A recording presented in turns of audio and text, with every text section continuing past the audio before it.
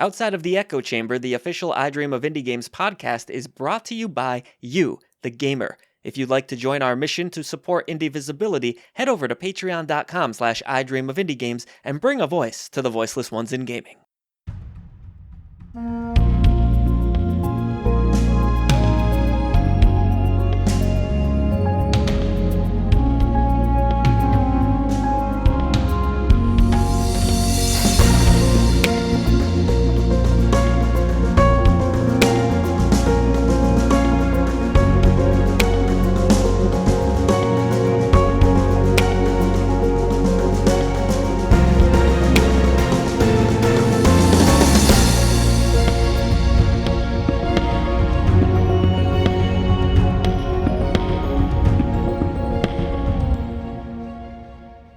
Well, hello, Indie Warriors, and welcome back to what we strive to make the most entertaining and informative indie gaming show on the web. You are tuned into the official I Dream of Indie Games podcast, Outside of the Echo Chamber. I am your host, Old Gamer Joe, and joining me today is the champion of the morning silent signs and sassy pants himself, Barely Magic Mike. No one's ever called me that before. Sassy pants. I prefer silly trousers, but I'll take sassy pants.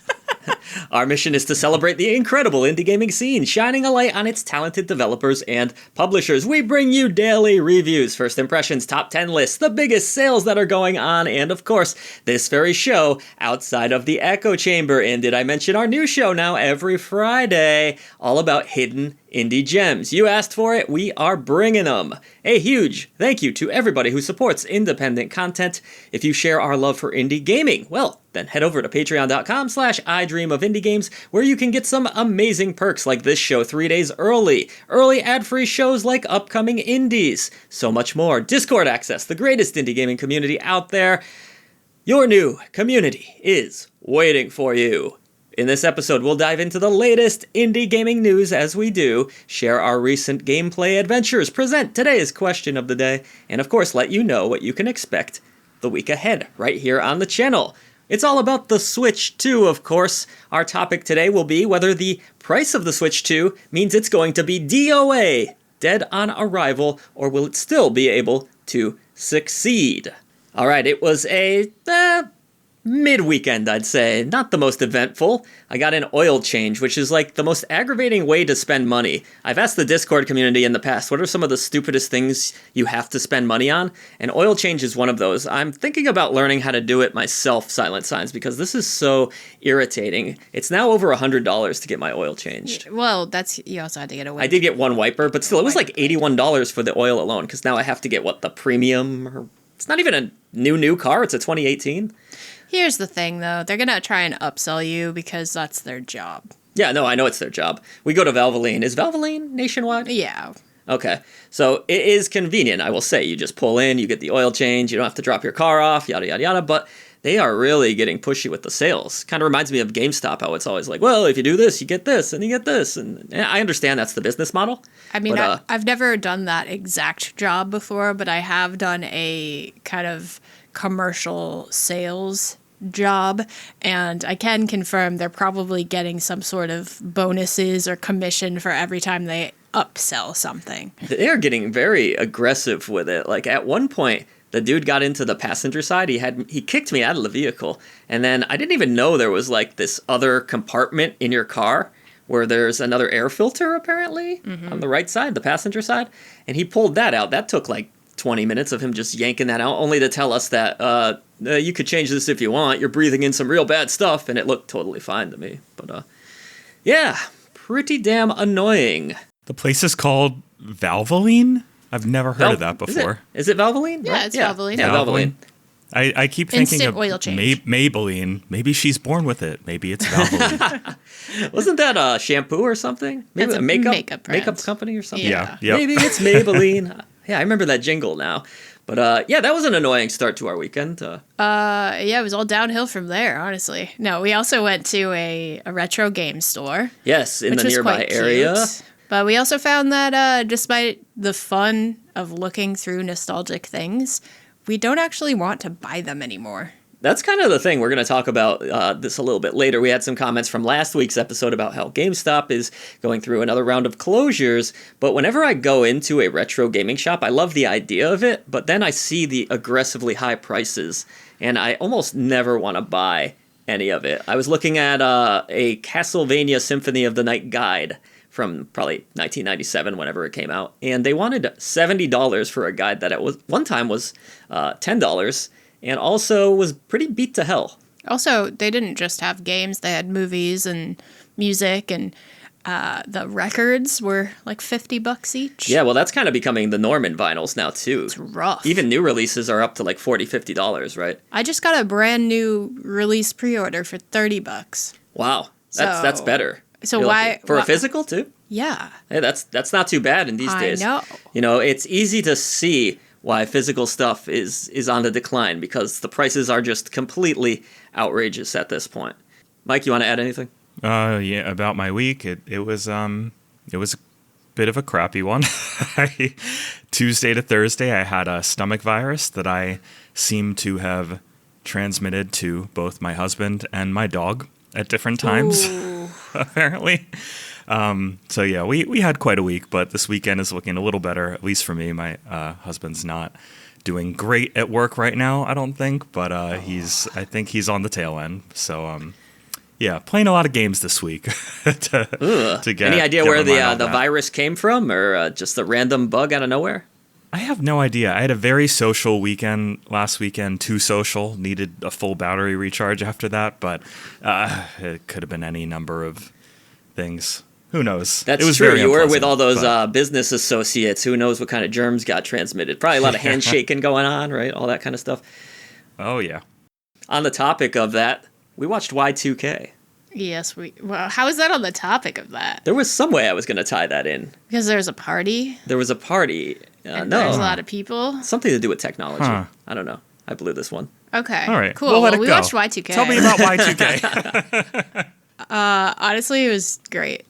It was really poorly reviewed, so I avoided it when it was in theaters. But it turns out it was really fun. Oh, okay. I saw Hell of a Summer, which was not very well reviewed, and I thought it was very fun. What was Hell of a Summer? That's the one with the kid from Stranger Things. Oh, okay. Yeah, I didn't realize that came out yet. I remember seeing the trailer for it. It did look fun. Yeah. This had, what's her name? Rachel Zegler, who is currently in Snow that White. Snow White disaster that's going on. It also had Fred Durst. It had Fred Durst in it, yeah. Of Limp Bizkit Which fame. was maybe the funniest surprise of that movie. Like, he was pretty damn good, I thought. It also had a different kid from Stranger Things. Yes. No, he was... Argyle. Oh, you're right. I was thinking of the other guy from It. And then it had a kid from It. Had the kid from It. We're so terrible with names. I don't know anyone's name, but it was a really fun movie. It was so stupid that it was hilarious. I agree. I enjoyed it far more than I thought I would.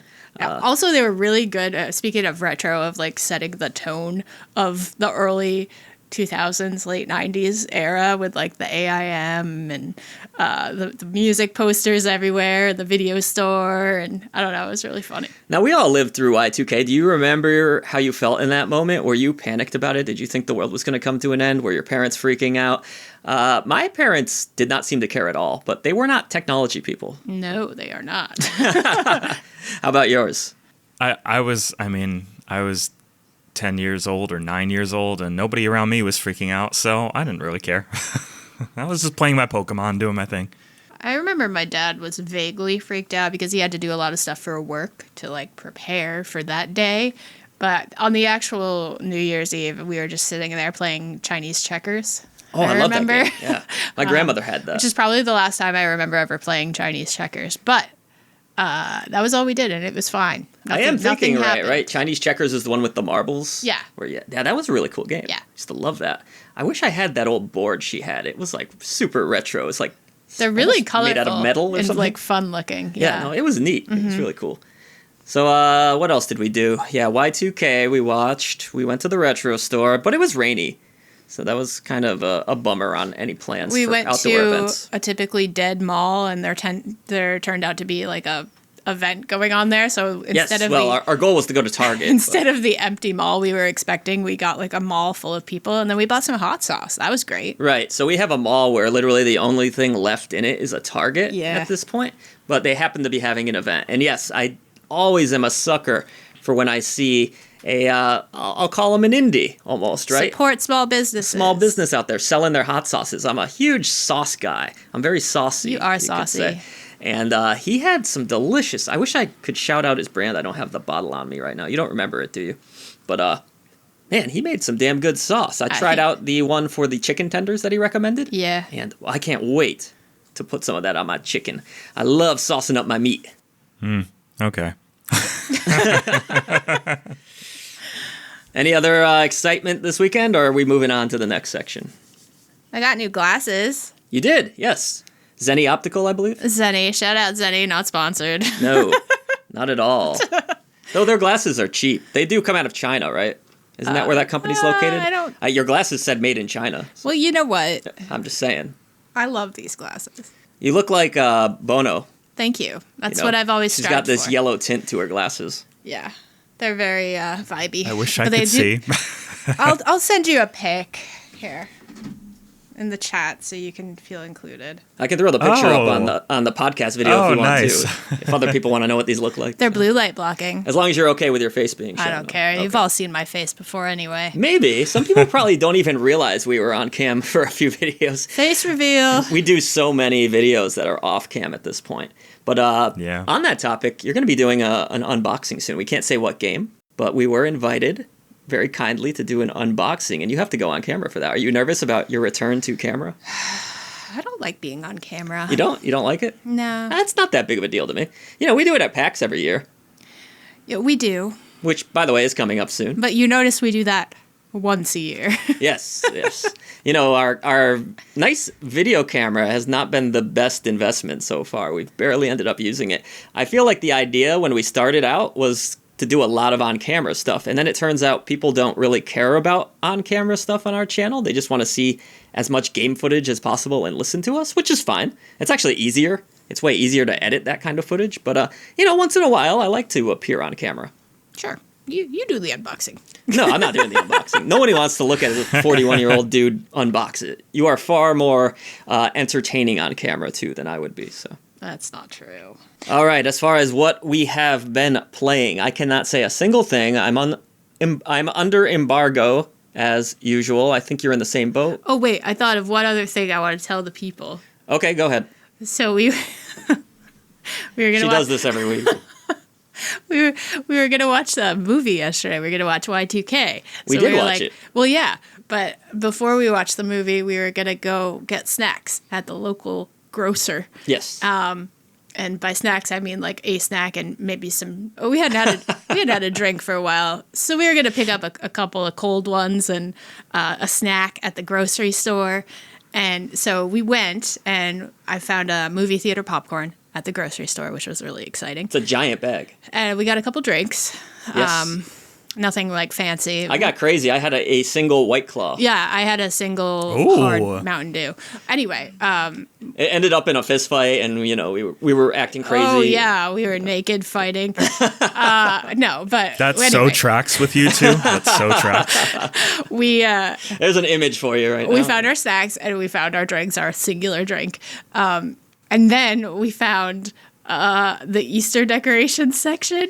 Oh God, I'm gonna have to put another video in this, or a picture in this podcast. And I found this little bird. He's dressed up like a little ladybug, and it's so cute, and I couldn't resist it. So we had to get the bird. So we were buying 2 drinks, a giant bag of movie theater popcorn, and this little decorative Easter bird. And so we bring it up to the register, and the lady's like, you know, IDing us for the 2 cans of alcohol that we purchased, and then, like, you know, scanning the popcorn, and then she gets to the bird, and she looks up at me with like the most cynical look, and she goes, okay.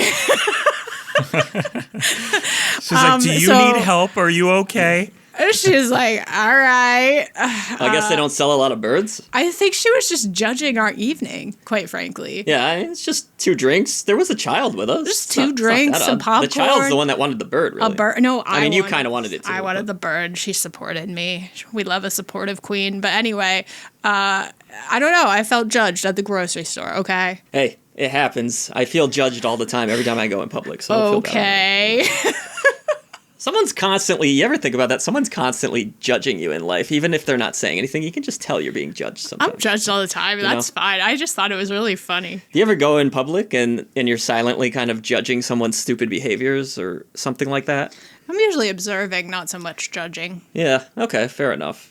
Yeah, maybe judging's not the right word, but certainly observing. She was definitely judging, though. In some cases, I'm judging, depending on how stupid the actions of Well, the if you're person like being mean to your children or something, I'll probably judge you for that. I might judge you for that. But if you're just yeah. making a silly, goofy purchase, or I if you're don't care. terrible at parking, like I saw a person, we went to I guess I should have mentioned this in the weekend update. See? We went to a play, we saw The The Addams Family, which is a high school production my daughter wanted to go to. It was pretty fun, but anyways, the reason I bring this up is because somebody was trying to reverse into a parking spot, and they just could not seem to do it. They gave up. And I love this. They finally just gave up and drove off pretty angrily and just... There was like multiple spots, too. It's like, is it that hard to back up? Especially now, modern vehicles, maybe theirs didn't, but you have the backup camera at this point. Some people still cannot perform the art of backing up. I don't understand this. Is it that hard? No, it's not. All right, now we're done, I think. All right. Thank you for that story. You're Sean. welcome. So yes, I'm under embargo. I can't talk about a single damn game I'm playing as usual. I'm never helpful in this section. I think you're in the same boat, right? You have a early access game you can't talk about yet. Yeah. Awesome one. But Yeah. we'll be talking about it shortly. Actually, that video will probably be live in public feeds by the Can I- time you're listening to this. Can I talk about the other game I started playing and then we didn't cover, or is that still not out yet? Also under embargo still. Damn it. So you can't even talk about that. God. But so hopefully, Mike, you played something. So I have 3 games that I played that I definitely want to talk about. The ones I played, I'll start with the ones I played less. One came out, I think it was last week or the week before. You covered it for upcoming indies. It's called Ambidextro. Does that sound familiar? Yeah. That did look awesome. Yeah. The one with the crazy controls, Yeah. right? Yeah. So Ambidextro is one of those games that I'm just like coining this phrase. I will call it butt fuckingly hard. It is so good though. It is so good. Like you have 2 sides of the screen, and each side you have a little character that's like jumping around, avoiding different spikes and obstacles, but you control those 2 characters simultaneously with like the left analog stick, the right analog stick, and the triggers to jump. And what's so hard about it, though, is that as soon as you start moving, there is a very aggressive timer at the bottom of the screen, and you have to complete the level in the given time. So, like, it's insane trying to get your brain to move these characters both so quickly, like at precision platforming speeds, to get to the exit. It is That's wild. what I remember when I was doing the rundown. I was like, this is probably going to drive me nuts, but I also really, really want to try it. Yeah, it's great. Honestly, it's great. I mean, it's so hard. It's not going to be for everybody. It's so hard, but it's a really good time. Another game I tried is one that is a little bit older. I'm trying to see when it came out. It looks like it came out in 2022. I don't think it got very much attention at all because it has 107 reviews. Not terrible, but it's a puzzle game called Jelly is Sticky. You play as this gelatinous blob of sorts, and you just kind of slide around and reconfigure your gelatinous self in order to like get into these different shapes that allow you to complete each level. Anybody who likes sort of Sokobomb puzzlers or games like Patrick's Parabox or Baba's You, that kind of stuff, I mean, this is very much in that same vein, but not quite as popular. And so far, it's really good. In the trailer, it looks insanely hard, but the actual difficulty curve of the game is really smooth, which I think a lot of people would be happy to hear. I hope I am never described as a gelatinous blob. That sounds really terrible. And then the last one, the game that I have been obsessed with and trying to play anytime I can manage to in between working on review stuff, is Haste. I absolutely love Haste. Oh, so yes, far. you've been shouting that out in the Discord quite a bit, I've noticed. Yeah, so Haste is what happens when you take like Sonic the Hedgehog, combine it with something like Exo 1. I don't know how many people are familiar with Exo 1, but Tiny Wings would be the other game that I would kind of compare to that like mobile game from over a decade ago that a bunch of people played. Exo 1's like the chill experience, right? Where you're just cruising with that UFO. Am I thinking of the right game? Yeah, you are. So the idea with haste is that you're running through every environment really, really, really fast. All the levels are pretty short. They're in this sort of Slay the Spire like branching structure. It is kind of a roguelike. And the idea is to go as fast as possible by making every time you land be kind of in sync with the angle of the hill you're landing on. So you always want to land on like a downward slope at the same angle of the hill. So when you do, you get either like an okay, good, or perfect rating, and the higher your rating, the faster you go. So it is very fun. Going super fast like gets you in this flow state, which just feels incredible. I've been playing it on ultra wide. It feels great. Playing it on Steam Deck, it runs fantastically. And most of all, I want you two to try it, not just because it's great, but because at the end of the year, this is going to be the game I'm talking about when it comes to best soundtrack. It is cool. Completely unmatched so far. The soundtrack is dope. It's so great. I'm Silent having a great time with it. Taking a look at it. Yeah, it looks very fast. Yeah, it does look fast, which matches my expectations. I'm not sure how this one got by me. I don't even really remember hearing too much about this game. What's really cool? I think it was a stealth drop, actually. Okay, that makes sense. I think it dropped on April Fool's Day, because I think Landfall, the developer and publisher, I think they have a habit of dropping games on April Fool's Day. And I don't remember hearing this one announced or showing up on SteamDB, so I think it was indeed a surprise. I haven't seen any reviews either. Yeah, no, I didn't even get like a PR drop or anything like that. So. Yeah, it's great, and the stealth drop worked out for it. I mean, it has over 2,100 reviews on Steam. Clearly, people are paying attention to it. But I wonder, was it something where was the Steam page live for a while and it was maybe wishlisted by people, or? Yeah, I know the demo was part of Next Fest, either this past one or the one before that. Maybe it gained some attention during that. Yeah, and there is still a demo up for people who want to try it. I really recommend trying the demo.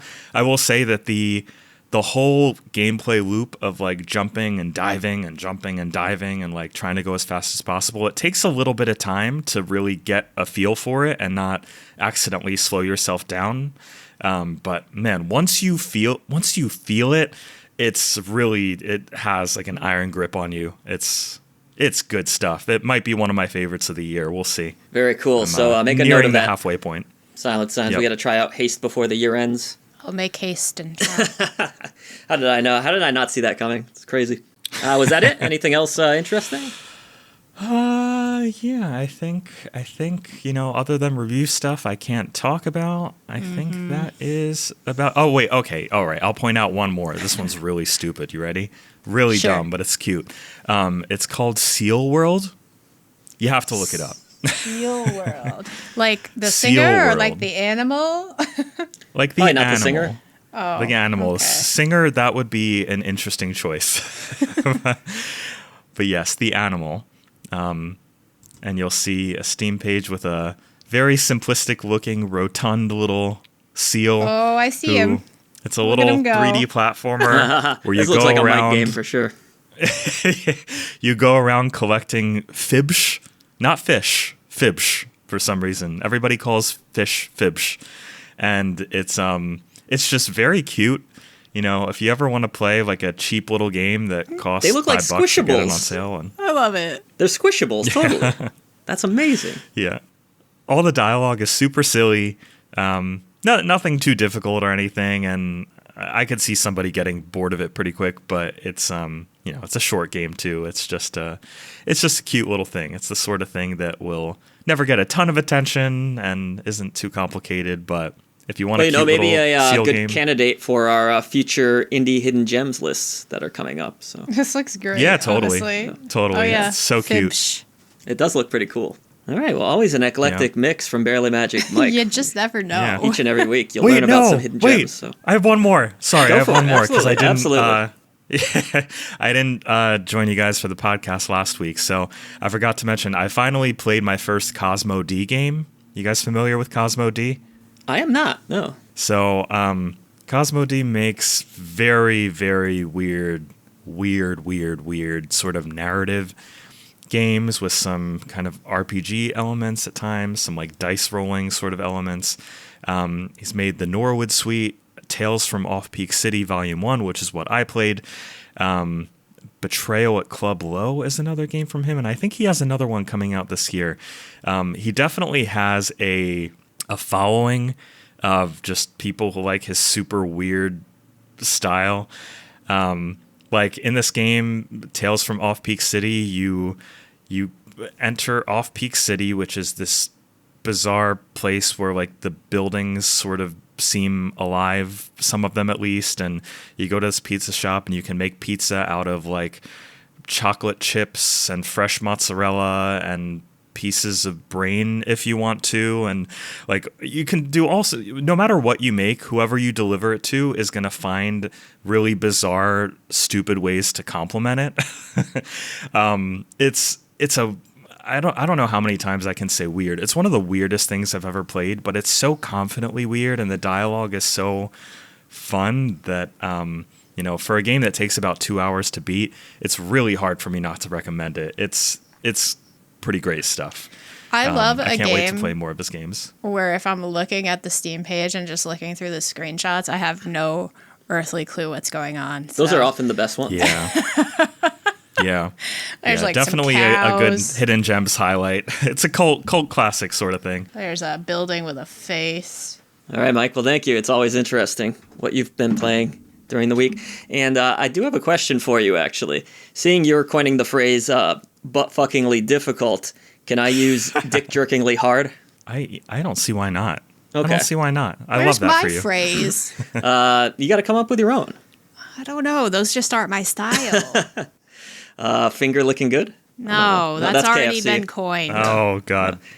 I was trying to think of some sort of innuendo for you, but I'll have to think more about that later. I'm sure it'll come to me. Why don't we get into some news? Really, just one main story. Well, a story that has a lot of stories around it. Story of within a course. story within a story. You probably all know what this is going to be about. Of course, the Nintendo Switch 2 has finally been announced. Nintendo has pulled the curtain on this bad boy. We won't have to wait long, with it launching June 5th, $449 for the standalone console, $500 if you want that Mario Kart World that was announced alongside with it. The other major game announced was Donkey Kong Bonanza, which I know will have you excited, Silent Signs. Mm-hmm. And we saw Metroid Prime 4. Lots of cool looking games in this showcase, but the showcase was awesome. I was really hyped. I was in the Discord. I was loving it, actually, Silent Signs. I thought the system looked great. I thought the games looked great. I thought this was one of the better console reveals that I've seen in quite some time, maybe ever. And then some not so nice stuff got out after the fact. Mainly, people are in an uproar about Nintendo's pricing. Now, keep in mind, some of this was announced before tariffs were even a factor, but many of the games that they talked about were actually listed later in prices up to $90 physically. So say you want a copy of Mario Kart World physically on its own, it could cost you up to $90 and $80 digitally. But that's not all. Nintendo is in an even worse position right now. They've had to revoke the pre-orders due to those tariffs, which I don't really understand how they didn't see this was coming. The tariffs were announced pretty well in advance. Maybe their $500 price was already factoring what they thought tariffs were going to be, and those tariffs were even higher. That could have had an impact here, but obviously this caused a huge uproar with consumers, because who wants to pay potentially $630 for a new console from Nintendo, a company that Silent Signs is notorious for releasing the cheaper hardware and being the more consumer-friendly in their pricing as far as consoles go anyways. Now, their games, that's a whole nother matter throughout history. But we're going to talk a little bit about how we think the Switch 2 ultimately performs because of its costs or potential cost later in the show. But Mike, I'll start with you. What was your reaction to the Switch 2 showcase and then some of the later not-so-great announcements? Yeah, I thought the showcase was great. I'm with you. I thought the reveals were really cool. The new Donkey Kong game looked great. Mario Kart World looked really cool. I thought the only thing about the showcase that I found as a weird sort of negative was that bundled in, not bundled in, sorry, should have been bundled in. The Welcome Tour game is paid. Very strange. Like, yes.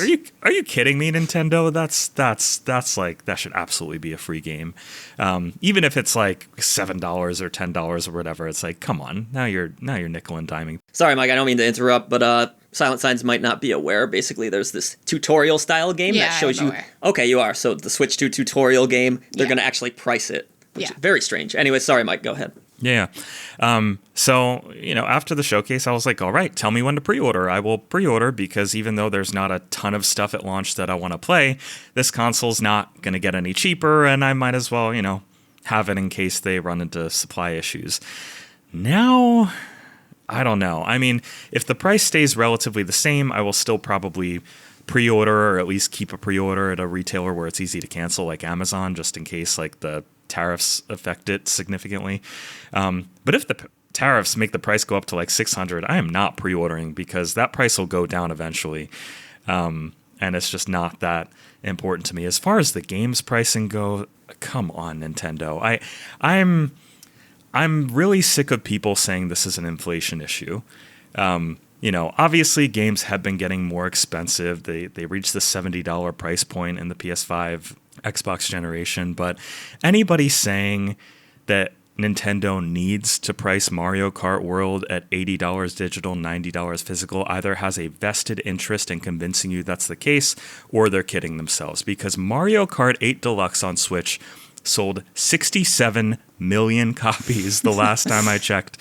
And even if we very generously assume that out of the $60 price point, that between their occasional crappy discounts and like retailer margins, whatever, that they only got like $45 of that per copy, that is still $3 billion in revenue.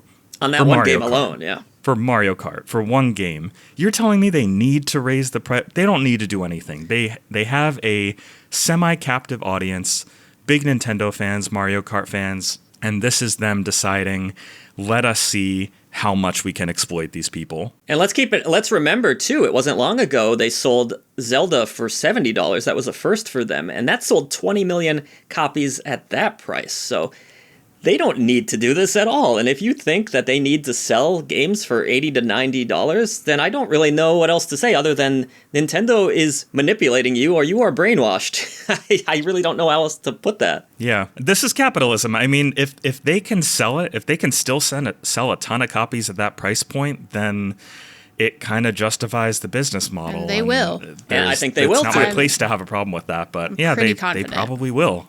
But it sucks that they decide to tarnish their reputation like that. I don't think it's necessarily bad that they're charging a different price for physical versus digital, but I feel like the physical price should be the baseline, discount for the digital. Yeah, the digital should absolutely be significantly cheaper, I would say. Right, because if you're factoring production as your reasoning for this. Like, granted, a physical game now is really just a box. Like, it's like a shell. However, there is a physical product that you're purchasing. There has to be some sort of manufacturing. Of course, you're splitting it with the retailer too. To create those, and you got to sell it somewhere, obviously, whether it be Amazon or Target or GameStop or what have you. But I feel like that should be like the main price point. Like, here's your $70 game or whatever. Like, let's just say what it is, I guess, because I do think this will have an impact, though, to be honest with you, Silent Sense, because, yes, the hardcore Nintendo fan, they might pay it, but your mom or your dad that goes in to buy their kid a game. What you said about my mom. The parent out there, maybe their kid wants a new copy. They're going to buy it. And they see $90. I think a lot of parents are second thinking that. Let me stop you right there, because when the Nintendo Wii was released, do you remember the Nintendo Wii release? Yeah, it was a $200 console, though. Sold out everywhere. It was a $200 console. And do you know how many parents paid double, triple, quadruple that $200 price tag to get that console for their kids for Christmas? Granted, that $1,000 wasn't going to Nintendo directly. It was going to whatever reseller had enough foresight to buy them all out. Yes, but again, we're talking about the hardcore market here, the people that desperately need this for their kids. But your average consumer that plays video games here or there... Well, you just said mom and dad. And I'm telling you, mom and dad, for the right spoiled kid, will do whatever it takes. It's Christmas, too, though. That's a whole different story. Yeah. You know, because you don't want to disappoint your kid on Christmas Day. When do you think a lot of this stuff gets purchased? I'm just saying. Holidays. Christmas. You have to sell throughout the year, though. You can't just bank on the one holiday. And they will. I'm confident that they will. People do this all the time. Anytime any prices go up, they put a big stink out about it on the internet because that's the only venting outlet we as humans now have for some reason. And then they go out and they buy it anyway. And then that's why nothing ever changes. See, I myself look at the history of expensive consoles. You go back to the Neo Geo home console, it did not sell well. You go to the 3DO, it was $700. Nobody bought it. Right, you go to the PS3, nobody bought it. Listen. Initially. Listen, $700 in 1996 or whatever year that was. I don't know. I was like 7. But the point is, that was a huge expense at that time. Now, $500, kind of the average price of a console. It's not out of the norm. It's not out of the realm of possibility for people. Your Meta headset, which doesn't have the same capabilities, was $500. Right, but we're talking about it going up to potentially $630. That changes things. See, I didn't have a problem with the $500. Yet, I didn't think the $500 was a problem, and I still don't think that's a problem. Trust me, they're going to find a way to keep that price the same, or they're going to piss a lot of people off that they don't want to piss off. That's why I'm saying I think they're in a rock and a hard place. Because they're going to keep the price the same. Do you go back on your word? That's a really, really bad look. No. Or do you eat the loss? They're all in a 24-hour long meeting right now, pulling their hair out, being like, do we just eat it? And they're going to eat it. Well, the money's not made on consoles either at the end of the day. They're making even less. Those margins have shrunk. But again, if you're selling $80, $90 games and you believe they can sell, I believe they will sell less. I think they'll still sell. They'll sell, but they will not sell as well. But we're getting ahead of ourselves in the later conversation. Mike, did you want to ring in on this? Yeah. Well, I sort of agree. They're probably going to eat a lot of the cost. Maybe it would go up like $50 or something like that. I think they wouldn't have pulled pre-orders if they weren't thinking of raising the price. Pre-orders are in a week if they're really having these 24-hour meetings trying to figure it out. I don't know. They clearly made an announcement out of this, so I suspect something may happen. I do want to return to one point on the digital games, though, and this is something that I feel so strongly about, both for Nintendo and for Sony, because they are the two worst here, I would say. If you are going to charge this much for a digital product, get your shit right on your refund policy, because it is impossible to refund a game on the eShop or on the PSN store. I think Sony will do a one-time courtesy refund or something like that, but everything else they'll just kind of shrug. If games are going to cost this much, there better be a way for consumers to try them out before committing that sort of money. They really need to get their shit together on that. I mean, Microsoft has their shit together on that. Steam does. Epic does. EA and Ubisoft on their stores, I think they have their own sort of refund policies like that. Enough is enough. Sony and Nintendo must do something on that front. So I have to say, I'll try not to shout. Sorry, Silent Sense. We're sharing a mic today. He's literally in my ear. But I would say I was very surprised to hear that. I don't buy a lot on Nintendo consoles these days. And I didn't even realize, I don't do a lot of returns either, that you couldn't return your game. You're kind of screwed with it. It got me thinking. We get a lot of comments sometimes from people wondering, how's that Switch version? How's that Switch version? So maybe that is a part of it. They're worried, well, I'm stuck with this bad version if I can't return it. That's a really bad policy. Yeah, I mean, it goes two ways, though, because you get people who abuse the return system on Steam. You do. But I would say, generally speaking, it's worked out. You know, people are always going to exploit something. There has to be some caveats to it, it has to be within a certain period of time and things like that. So definitely things to consider. One other thing, though, I will say, I just have this feeling about the Nintendo Switch 2 price that they're going to revoke the pre-orders for a little while, right? It was to be April 9th. Yeah, they're going to have their little meeting, and then they're going to say, you know what? Their little meeting. Out of the kindness of our hearts, we have decided not to raise the price right so now. A PR move. So I think, much like very recently how A big dick corporate good look move. TikTok was taken away and then so graciously given back to us. Kind of a good political move in that case. Right? Yeah, I don't know. I just have this feeling that it's going to be like, out of the kindness of our hearts, for the love of the gamers, we are not going to raise this price right now. And then, a year from now, the price will go up because they're going to be like, oh, we have to source the chips. Well, unless you're making like a pro model, though, it's really hard to go up on a console price. But who's to say they're not going to do that either? They did like the Switch OLED. And we can, blah, blah, blah. I was going to say, we can 100% guarantee there will be an OLED model, which I think is one of the bigger flaws with this current run of Switch 2s, that it does not have an OLED screen. So in my little crystal ball, that is what I see. I see a publicity move there in the very near future. It is uncharted territory. They got to think about they're getting that extra bank for those games. Has there ever in gaming history been a console price announced and then backtracked on? I don't think so, Didn't right? Sony have something? They had talked about raising prices in Japan for the PS5 because that game bomb. What game was that? That bombed so hard. Concord, was it? Did that actually happen, where they raised the price of the console in Japan? I don't pay attention. But either way, it's pretty unheard of. I'm new here. For a console price to go up. Yeah, I kind of like this idea that they might do sort of a PR stunt to to say, oh, we thought about raising the price for the sake of the gamers and all that.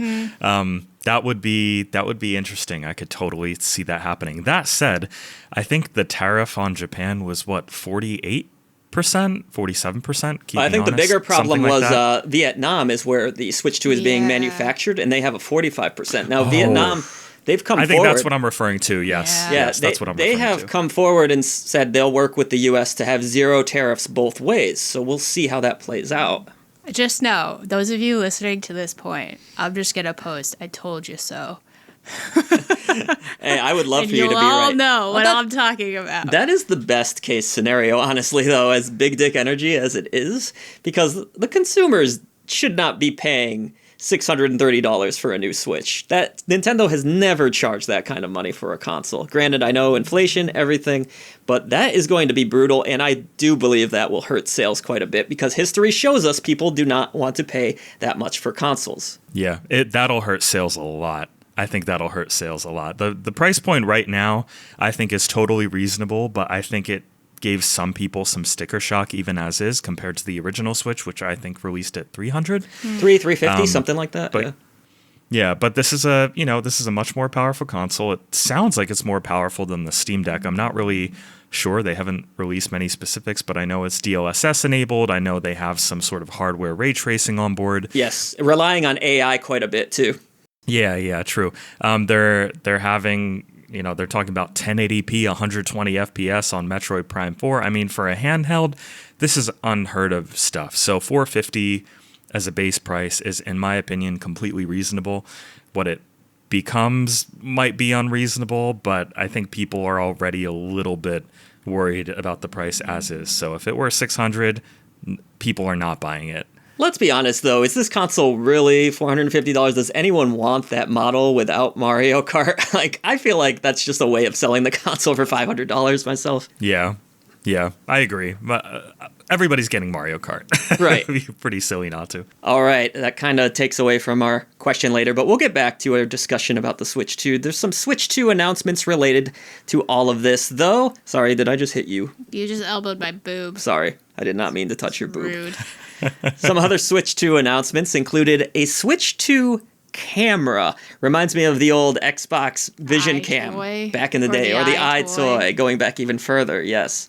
I thought this thing looked really corny myself, kind of lame. Looks like it's going to be integrated into certain games, so if you're playing the new Mario Party, your actual face, a video feed of your face will appear over the character. The quality of this video did not appear great on the stream.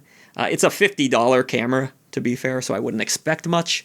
It'll be kind of interesting to see how they implement this. I'm filing this under a gadget that probably dies and is used very sparsely, like a lot of the Sony gadgets we've seen over the years. Is it something folks can use for streaming from the Switch 2? Did I they didn't announce see. anything Well, on that? what I saw from Nintendo as far as that goes is not necessarily built-in streaming per se, but you can share your screen with up to other players. I think it was 4 other players, right, Mike? Yeah, I think so. Yeah, you were able to share your gameplay. gameplay. I don't know. while you're playing, say, Mario Kart, everyone could see your screen at the same time. It looks really choppy, to be honest, which you would expect. It's a handheld console. Now the dock does give it more power. Glorious 200p 15 FPS gameplay or whatever it was. That did not look like a feature I would probably be using. And, playing Mario Kart, do I really need to see what the other player's doing? I'm probably going to be focused on my own race anyway. Most of the time, if I'm playing video games, I don't want anyone to see my face anyway, because I'm probably in, pajamas. Yeah. And, How many dudes are just, chowing down their pizza and just sitting there shirtless and stuff? And I think I might be good with this. The Xbox 360 Vision camera certainly taught us what can happen when you let live feed video go through video games, with Uno back in the day. I don't remember if you remember the swarm of dicks and boobs that were seen. Well, you weren't a 360 girl, but no. It was quite a scene, I'll tell you. But I can imagine. I can use my imagination. Now, I imagine Nintendo will crack down pretty hard on anything like that, them being Nintendo, which makes me wonder, are they spying on us so they can see our video feeds? So Nintendo is not a company that usually likes this kind of stuff, this social aspect, letting people kind of They like social, but they've do done what they stuff want, for, on a video feed, though. Like the Mii's and stuff like that. Yeah, not necessarily a live video feed like this. So No. this gadget didn't interest me. Were either of you... The Piranha Plant one was cute. Yes, that was the knockoff one, too, Yeah, ironically. that It was looked really better cute. than the Nintendo official one. Mike, any interest in this camera? I'm going to give that a pretty hard no.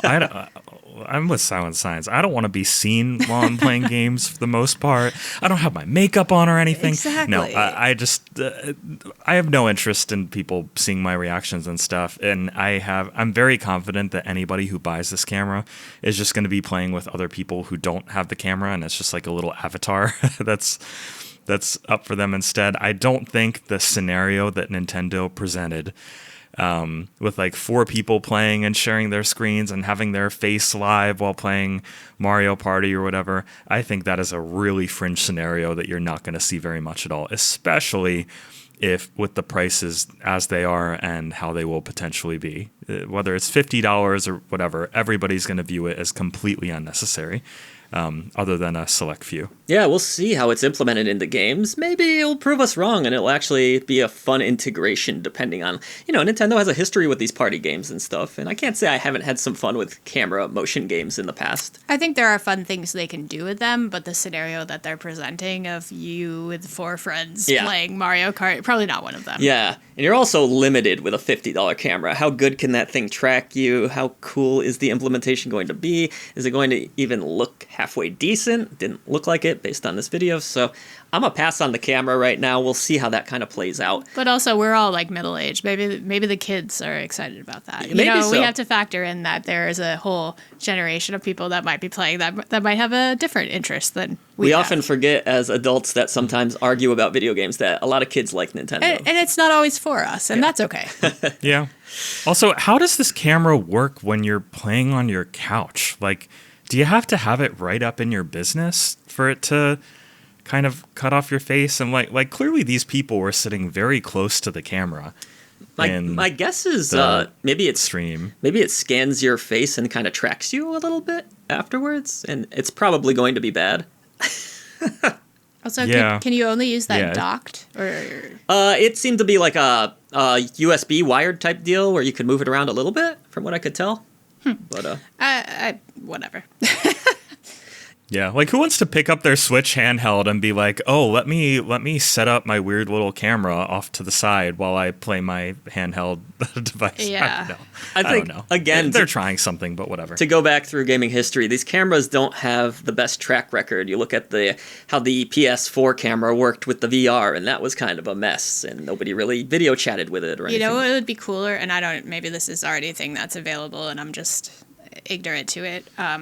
If they sold a special Wi-Fi service for the Switch itself, so you could take the Switch 2 in the car and have connection and play with your friends online that way. Kind of like a cell phone service. Yeah, well, that is actually one feature they announced. Not quite what you're thinking, but certain games are going to allow for, if you've purchased that game on one system, you can share it locally that I'm with aware another of. person, which is actually a pretty cool thing. But I'm talking more your Switch is on the go, you're out on the beach, and you can play Mario Kart with your buddies. Yeah, no, I agree. That would be actually pretty damn rad. Instead of a camera, let's try that. I love the idea. We do our Steam family library share, and I think it's great. that you don't necessarily have to have every single person that's close to you buy the same game. So Nintendo is in the right ballpark there. They've messed around with this in the past, back with I think it was even the DS, where you could share one copy of Mario Kart. It was a little limited, but hopefully this expands upon that and more games will feature that, so you aren't buying 3 Mario Karts to play it together in the same house, that kind of thing. Though I guess that's a split screen game. You'd probably be playing that way anyways. I suppose if you wanted a dedicated screen. Yeah. So yeah, GameCube titles. That was another thing that was announced. You know, the GameCube. A lot of people are nostalgic for it. I certainly had a GameCube growing up. I like a lot of games on there. Nintendo's also going to be not only bringing GameCube titles to their service, but they're going to be releasing an official of sorts GameCube controller for the Switch 2 that you can use to play those games with. A lot of people excited about that. Yeah, definitely cool. That was such a unique controller that it's a very hard thing to even emulate. The buttons and such, you kind of have to buy this knockoff USB of it. So I actually think this is really cool, though I think you have to have the upgraded membership to use it. I will say, I know this is not a popular opinion, but I never liked the GameCube controllers. They're funky. They're a feel. Some people live or die by them, especially for the Smash Brothers games. They were too much they were like overwhelming. I like my controllers simple. I can barely keep up with the buttons on a PS5 controller. You know, through history, Nintendo always got a little weird with their controllers after the Super Nintendo, didn't they? Yeah, they the really N64 was very strange. The GameCube was arguably stranger than that. And then you had the Wiimote, of course, which is actually one of my favorites. Now you've got the Switch thingies. Yes, yeah, the Joy-Cons. So yeah, they there are it is. not afraid to get strange with controllers. But Mike, do you have any excitement for GameCube titles? I know you're not a retro guy, but yeah, I think the fact that Wind Waker will finally be on Switch is pretty cool. I've always wanted to play that. I'm with Silent Signs that I always found the GameCube controller to be really weird. I never had a GameCube, so I never really kind of figured that controller out. I will not be buying that controller for sure. But I'm definitely interested in some of the games. Oh, and F-Zero too. Yeah. That looked great. Cool Yeah, great to see that again. Yeah, definitely. So, like you said, I don't play a lot of retro titles, but now we're talking titles that are becoming considered retro, like titles that I grew up with or that released around when I was starting to get into gaming. So I'm definitely a little more interested in that than I am in typical retro fare. Yeah, gosh, isn't it weird to think of the GameCube as retro at this point? Not really. Certainly shows my age. Yeah. I mean, they're playing 90s music on the oldies stations now, so. Yeah, it's true. It is. Yikes. Another big announcement here, Silent Signs, was the ability, and this is one that I give myself a little credit here, I predicted, and this is the reason I didn't buy a lot of those later Switch games. You're going to have the ability to upgrade certain Switch 2 games to enhanced editions. Now, I don't recall exactly, Mike, but I'm assuming there will be an upgrade fee associated with that if you previously bought it. There is, right? Yeah, I think it's like $30. So, depending on the game and your membership. Like, I know the 2 Zelda titles, supposedly their upgraded versions will be free for the Switch Online or the upgraded Switch Online membership, which is that's nice. That'll be nice to have. I definitely want to play those at 60 FPS if that's a thing. But I believe the other ones will have a fee. I'm guessing $20. That is my guess. Yeah. 10 or 20. Looks like upgraded frame rates, lighting, all that kind of thing, improved load times. So definitely nice. Makes me glad I held out, though, because I will ultimately be spending less to play those games in a better form now. And that was kind of my plan the whole time. So sometimes it pays to wait, folks. But, you know, the option to upgrade is also nice, at least. If you couldn't wait and you had to play those games right away, it's not the end of the world. Hopefully that pricing isn't too absurd. You said $20, something like that. Have they said that? They didn't say, but I think for like Mario Party Jamboree, like the base price is $60 and the upgraded is gonna. I think I heard $80 somewhere, but there's also all this extra content, so I don't know. It could depend on the game. My guess is $10 or $20 to upgrade, depending on what sort of upgrade it is. I was gonna say in the case of Jamboree, it actually looked like a substantial upgrade too. New boards, new modes of play, that kind of thing. So definitely really cool. Always nice to see your old games get big upgrades. And anyone got anything to add to that before? No, look at the cat though. It's really cute. Along with all of that, some third-party AAA games were announced. It was really exciting to see some bigger games running on a new Switch. It includes Elden Ring is going to be coming to Switch 2, Street Fighter 6, and then what you're here for probably, the indie scene. Quite a few announcements, so it looks like Switch 2 will still be getting that great indie support. Hades 2, not a big surprise there, right? You would have expected Hades 2. Of course. Deltarune, though, not its complete form, maybe, but it looked like 4 chapters at least were announced coming to the Switch 2. That game is taking a very long time. Good things come to those who wait. Yes, I don't like the way they're rolling it out, though, to be honest. I'm the type that just likes my game complete and I want to play it right away. So they're losing a lot of steam with that game, I feel like. Yeah, when it takes years between chapters, I feel like the same thing happened from, do you remember Kentucky Route Zero? Oh, God, yeah, I do. Yeah, they had the same issue there, maybe even less to a degree, but I played the first and second chapters. I loved them. I thought they were great. And then the third chapter took years. The fourth chapter took years. The fifth chapter took, I don't remember how long it took in total, but I just decided to wait until the end. And it was so many years that I haven't gone back to it. It really, really, knocked the wind out of my enthusiasm for it. I feel that's going to be my approach with Deltarune. At this point, I'm just going to wait. I remember playing it like years ago at this point. We right? played we tried the first chapter. Yeah, like the early first chapter, and it was awesome. Yeah. But what a strange rollout for that game. Not sure how I feel about that. Anyways, Enter the Gungeon 2. Now, this was interesting because you weren't live for this event, right, Silent Signs? No, I was at work. If you were, unfortunately, it was actually worse to watch this showcase live because, and Devolver was not happy about this, I feel like. The stream here in North America glitched out during the Devolver portion of this presentation. That included Enter the Gungeon 2, which is a really great announcement. I love the original Enter the Gungeon. And it also included another game being published by Devolver Digital, Starseeker Astroneer Expeditions.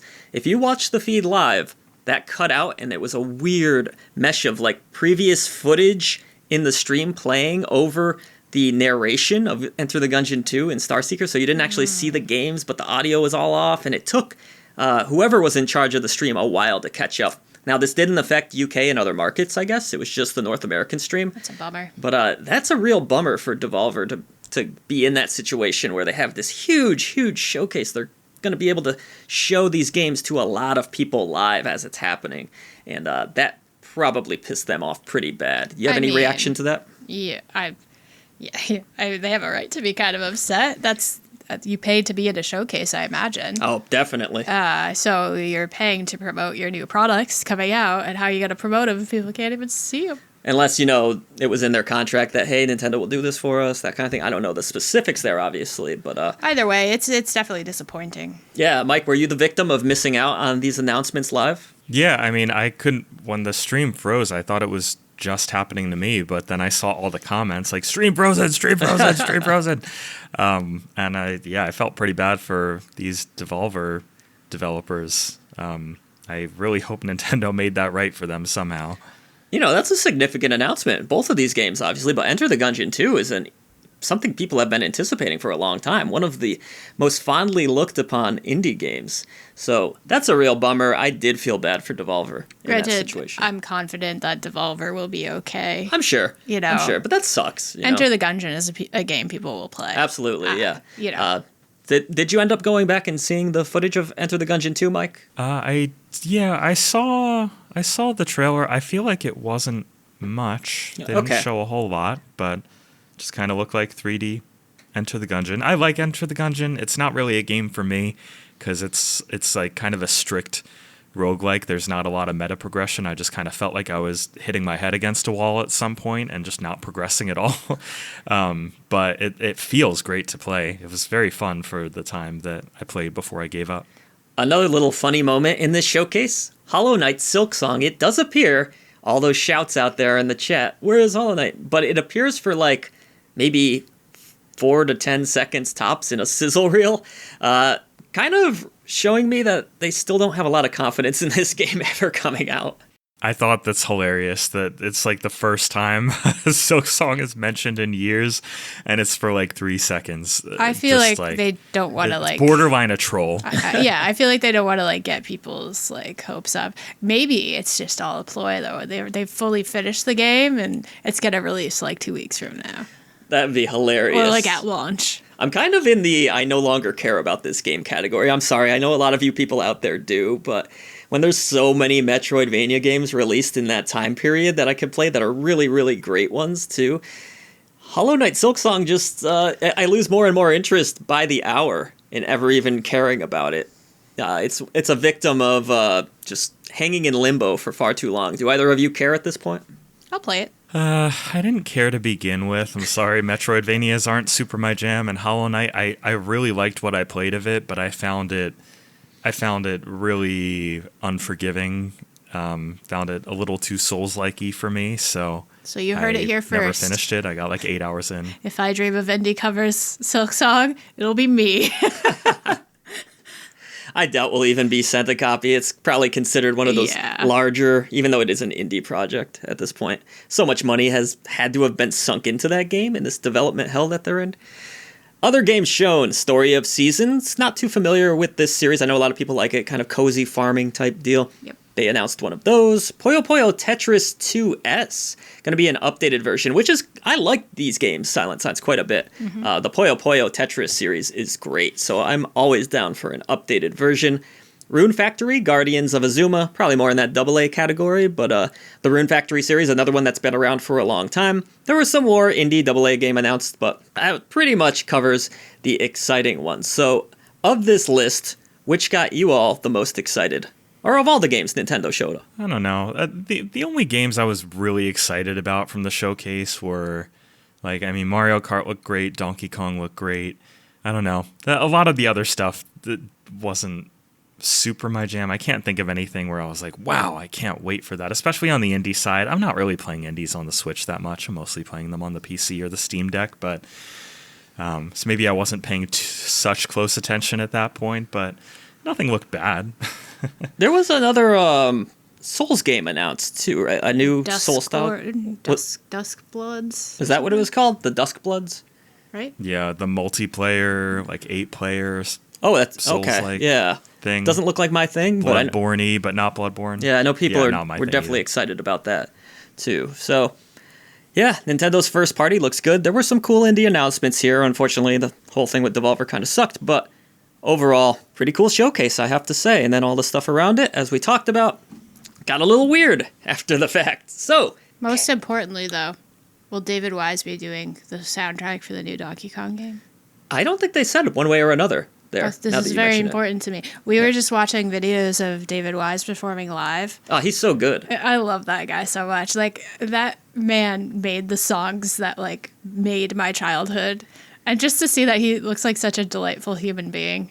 Well, did you see they are doing a director's cut of the Nico Dorico game? I did. I never got to play that. He's doing the soundtrack for that, yeah. But I was excited to play it because I love all of his soundtracks. They've all been just so good, goddamn delightful. Even recently, he did Gimmick 2, and I love that soundtrack. Yes, so he makes everything so charming and whimsical. Yeah, that man has a certain charm and whimsy to him that is you can't duplicate it. One of the great game composers for sure. But we'll see on the new Donkey Kong. I thought the game looked awesome. Definitely different, very destructive environments. I'm excited about that one. All right, time for our main conversation. We talked a lot about this already, but let's put some finality to this topic. Can the Nintendo Switch 2 still succeed if Nintendo is forced to raise the price further in North America? I will begin with you, Mike. What's your outlook on the Switch 2 if it does have to get up to, say, $600 to $630? If the Switch 2 gets up to $600 or past it, there are a lot of people, including myself, who are going to be waiting. I think Nintendo will have a really hard time selling it, especially if we are entering a recession, and it certainly looks like we are. $600 is going to be a lot to ask from people. Whether it's justified or not, people's wages are not going up the same way, and inflation is, and the cost due to the tariffs. So I think they're going to have a big problem on their hands if they need to raise the price that high.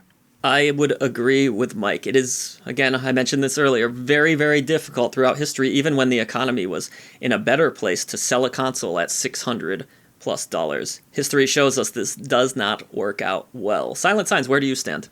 I already told you where I stand. I don't think it's happening. I think they're going to... I'm playing devil's advocate here. If it does happen... It's not going to. Okay. That's how you won't even confident I entertain am. it. And look how much conversation is already going on around this, and they haven't even announced a price hike yet. They know that the Switch 2 is on everybody's lips right now, and how bad it would look if they increase the price on this thing that people are looking forward to at a time that people really need something to look forward to. It's just not going to happen. Here's another question. Can they get away with a small hike? Can they go to like $5.25? Can they go to $5.50? Does that change things much? Mm-mm. You don't even think they go with that? Nope. Mike, any thoughts on that? Listen, it'll obviously be better. Maybe the people who plan to buy the Mario Kart bundle will buy the regular bundle or something if it's $50 more, although I still think they would realistically go for the Mario Kart one. If it's a $50 hike, I mean, for me personally, I would consider maybe just kind of placing the pre-order and seeing how I feel as we get closer to launch, but I don't know. That might be the sweet spot for them.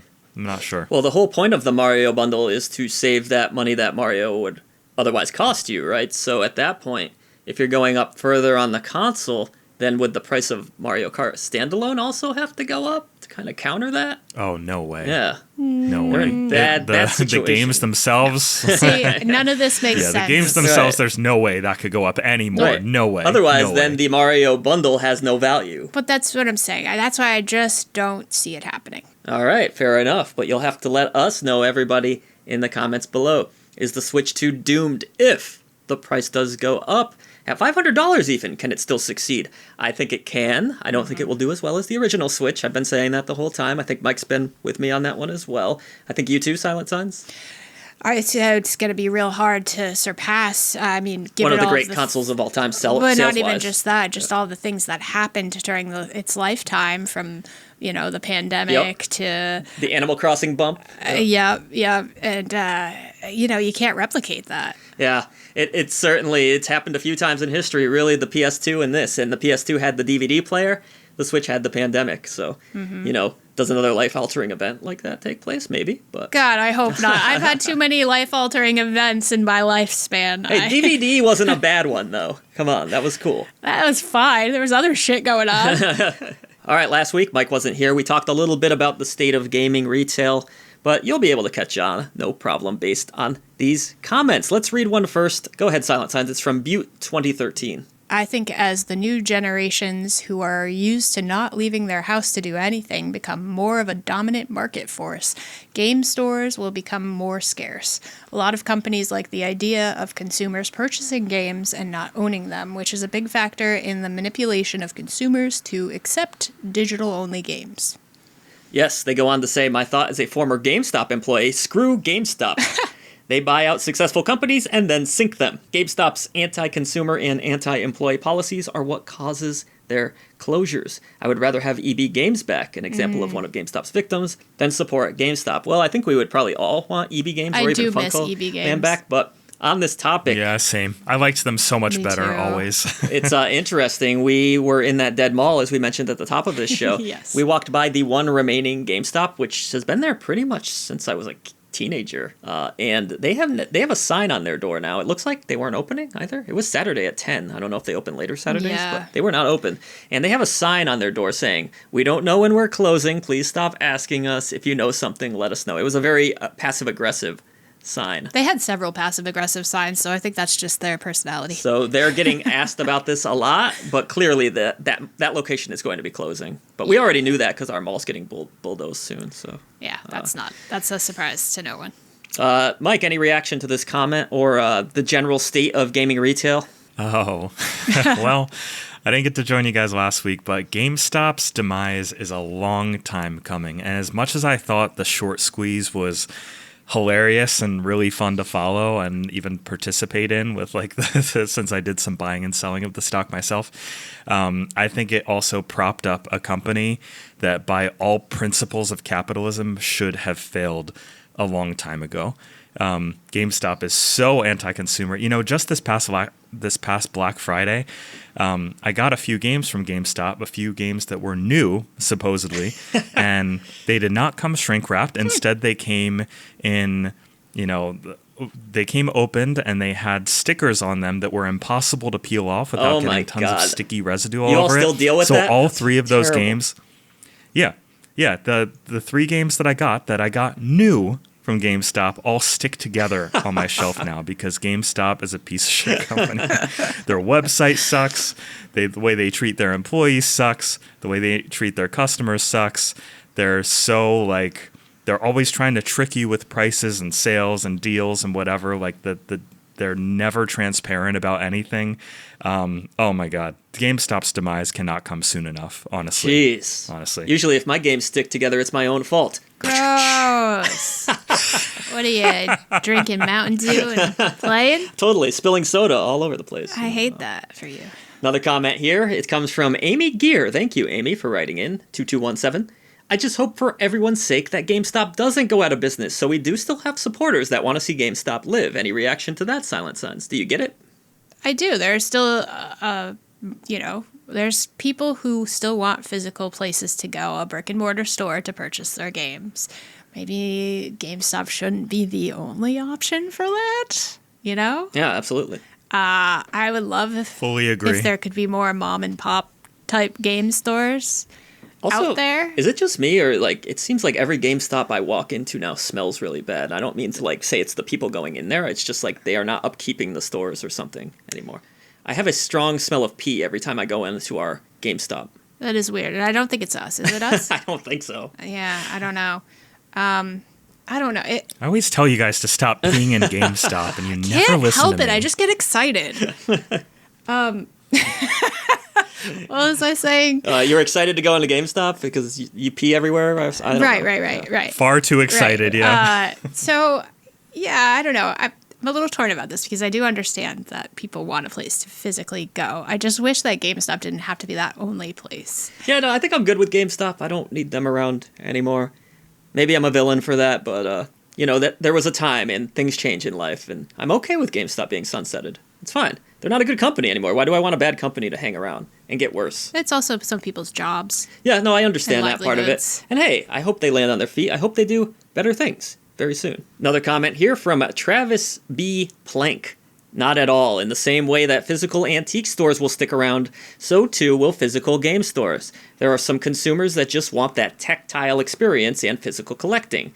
There will be fewer stores and certainly fewer corporate chains, but mom and pop game stores are here for the long haul. I don't necessarily know if I believe that myself, but what do y'all think? I hope so, but I don't know if I believe that myself either. If GameStop goes under, I mean, I hope these mom and pop stores can get discovered, but anecdotally speaking, I personally don't know a single one around me. I know only ones that are very retro focused, which is not personally my thing, but in terms of buying modern games, I don't know of a single mom and pop store like that anywhere in my area. Yeah, at some point, I just think that grassroots support can only get you so far, and the average consumer is just not going to pay these outrageous retro prices. That market's out of control. The only other game store I can think of I think they must sell at least some newer games is Game Exchange. Yes, they are. There are a few. They were in Texas, they're mostly and they're here retro, now, too. though. Yeah. But there is some newer products there. A lot of them are in the movie market, too, that used Blu-rays. Not exactly what I would call a mom and pop store, because there's, it's a multi-state Right. chain. Yeah. But definitely not quite as big of a conglomerate as GameStop. Milk was a bad choice, 17. I thought it did a body good.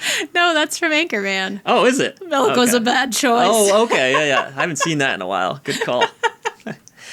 The day these console companies completely do away with physical media is the day I stop buying into their platforms, because they stopped catering to me as a customer. I will never purchase games digitally on a closed platform where my rights as a consumer are stripped to nothing. I refuse to purchase digital licenses to play games. Well, I'd like to believe you, Milk was a bad choice 17, but time and time again we see that gamers will say things like this and then ultimately buy the games anyways, digitally or not. But what do you think, guys? I feel like you also get backed into a corner. And look at Steam. Yeah.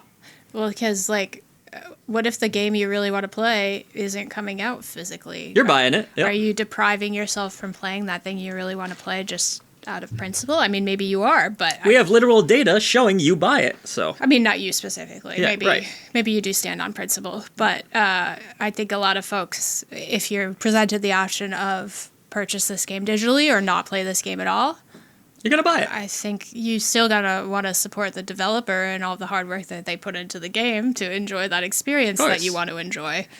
And I would argue it's a dick move to not buy it for that reason. I mean, if you really believe in supporting them. If you want to stand on your principles, you stand on your principles. You have free will. That's just my principle is I want to support an indie developer or project that I think is awesome, regardless of the format. That's just me, though. Right, but everybody's different. Right, everybody's different. Mike, any thoughts there? No, I was just gonna say, like, look at Steam, look at the PC gaming storefront. People are very used to buying games digitally. That's only going to continue to grow. But I don't think physical is ever going to completely go away. I mean, you have companies like limited run games, for example, as controversial as they are, and like I Am 8-Bit, and these companies that take indie releases and kind of work with the developer to create physical editions just for those collectors. So maybe physical just becomes more of a collector sort of thing. Order it online, that kind of thing, limited prints. I think that's already kind of what it's becoming. Maybe. Yeah, and it sounds like a nightmare so far. Hopefully they'll get it better, in a better place soon. It's inexpensive. It's not great so far. Hobby, for sure. Here's a comment from the Grand Jester Tabletop. Where I'm from, 2 of the largest chains of physical game retailers went bust in the past couple of years. Their prices simply can't compete with the discounts and regional pricing of digital storefronts. Also filling 70% of their stock with Funko Pops didn't help. Well, I think like the Funko Pop stuff is a Hail Mary of sorts to kind of just expand their merchandise inventory past games. But then those fall out of trend as well, Yes. and then you just have a store full of stuff that nobody's buying. And outside of a few, they're really not that expensive or valuable to begin with. Oh, they're like $12. Yeah, so you're not making a huge profit margin in that regard. But, I noticed GameStop trying to get into shirts and stuff like that, too. Clearly that hasn't worked. Merch. I mean, they always had some stuff like that. Yeah, I can't say I've ever bought a shirt from GameStop now that I think about it. No. Let's do one more comment before we get out of here. Show is probably running long. It is. And Justice for me. Countdown to extinction, just like Blockbuster. Rest in peace. Maybe so, and Justice for me. It'll be a sad day, but hey, the times they are a changin', as was that Bob Dylan? It sure was. Yeah. Good job. Thank you. Sometimes I get things right. All right, next week on the channel, of course, Upcoming Indies is live for pretty much everyone now. If you are a Patreon member, hey, you enjoyed that quite a bit early. Friday, 17 games this week. Pretty big indie releases to look forward to. I say big, but they're indie, but you know what I mean. And then we have our new show. It's going to be on episode 3 on Friday, all about those hidden indie gems. Huge shout out to Barely Magic Mike for helping me discover some of these as well. We've built and compiled a list, and that's continuing to grow in our Discord server of these hidden indie gems that we're going to share with all of you on the channel. Mike is such a great archaeologist. I know. I really don't know what I would do without him sometimes. Dusting them off. And I try. That is such a time saver. Seriously, thank you so much. For me to go and hunt down even more games on top of all the games I have to edit and cover, it's a big help. You don't even realize how awesome that is. And the audience appreciates it too. And they're all good finds too. Yeah. It's not even let me pull these out of my backlog. They're all quality. Yeah, we've heard your feedback. As our channel grows, we do cover some of the more trending, popular indies. But we've heard your feedback, and we want to still maintain that original vision and mission to bring a voice to these really small releases too. And I think this show is a great step in that direction. Agreed. Yeah, so awesome stuff, Mike. Thank you for that. You can look forward to a new episode there Friday. I'm sure Mike will be doing some more of those episodes too when he's not completely over encumbered with video games that he's reviewing and such. With reviews. Yeah. Yeah. So yeah, exactly. Yeah, hopefully totally things will slow down. I love doing those lists. We are also testing out a new reviewer. That's kind of big news on the channel. Couple, perhaps. Couple, maybe. Yeah, we had a few people reach out. Some promising. We have one gentleman who has a little bit of experience in the industry trying out a review for us right now, so we'll see how that goes. You're not hired yet, but you're on the trial run. It's like when you do a demo or a trial for a game. If you don't like it, you don't buy it, but I'm sure he'll do great. It's mean. Just kidding. He's going to be awesome, I'm sure. So more voices coming to the channel. That's exciting. And I think let's get out of here. What do you think? Anything else to add, anyone? No, I'm good. All right. Well, usually I close this show out with a nice big ripper, but seeing I'm so close to Silent Signs today, Please, I'm going to God, spare no. that. I propose we play the penis game to close this one out. No. I will go first. And I'm the person to leaving. say it the loudest Goodbye, wins. everyone. Penis. Penis. You win. Penis. Penis! Penis. Goodbye, everybody. Penis! Bye.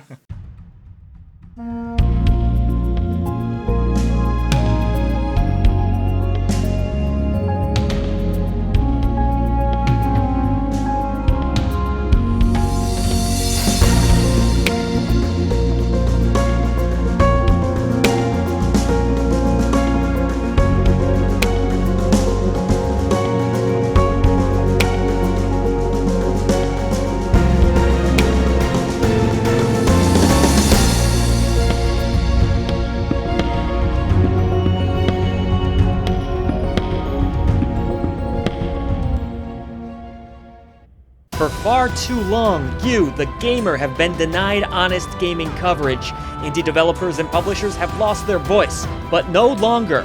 Like the video, subscribe to the channel, and head over to patreon.com/idreamofindiegames to join this epic campaign for indie visibility. The echo chamber trembles as our message grows louder. Voice to the voiceless.